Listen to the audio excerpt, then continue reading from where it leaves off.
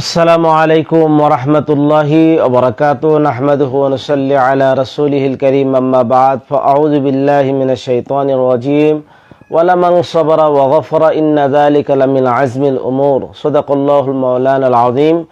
সম্মানিত দ্বীনী ভাই ও বন্ধুরা, মহান রব্বুল আলামিনের দরবারে অসংখ্য গণিত শুকর এবং সুজুদ যে আল্লাহ জাল্লা শানুহু আমাদেরকে পূর্ণাঙ্গ দ্বীনের অনুসারী বানাইছেন। প্রিয় দ্বীনী ভাই ও বন্ধুরা, মানব জীবনের সব বিষয় আল্লাহ পাক রব্বুল আলামিন আহকাম বর্ণনা করেছেন। মুআমালাত মুআশারাত তার অন্যতম।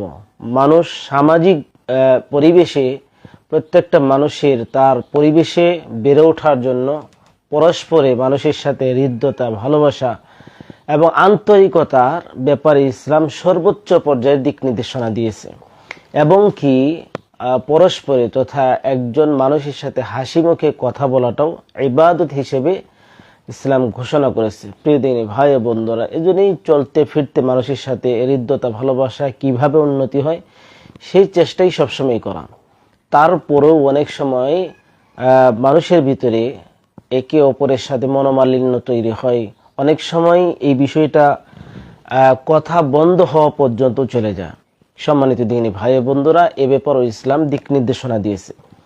রাসূল করিম সাল্লাল্লাহু আলাইহি ওয়াসাল্লাম এক হাদিসে ইরশাদ করেন, ক্বালা রাসূলুল্লাহ সাল্লাল্লাহু আলাইহি ওয়াসাল্লাম, লা ইয়াহিল্লু লিমুসলিমিন আন ইয়াহজুরা আখাহু ফাওকা সালাসি লায়ালিন ইয়ালতাকিয়ানি ফায়ুরিদু হাযা ওয়া ইউরিদু হাযা ওয়া খায়রুহুমা আল্লাযী ইয়াবদাউ বিসসালাম।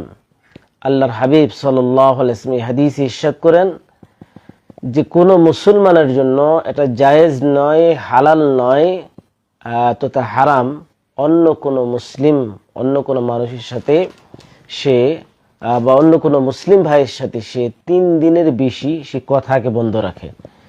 এটা ইসলাম সাপোর্ট করে না, এটাকে হারাম বলেছে।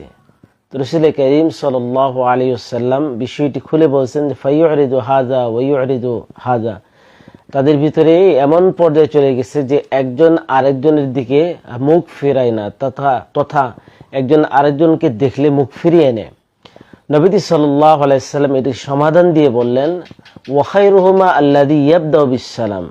প্রিয় নবী সাল্লাল্লাহু আলাইহি ওয়াসাল্লাম বলেন যে উভয়ের ভিতরে উত্তম হলো এই ব্যক্তি দিয়ে আগে সালাম দিয়ে একে অপরের সাথে কথা বলবে।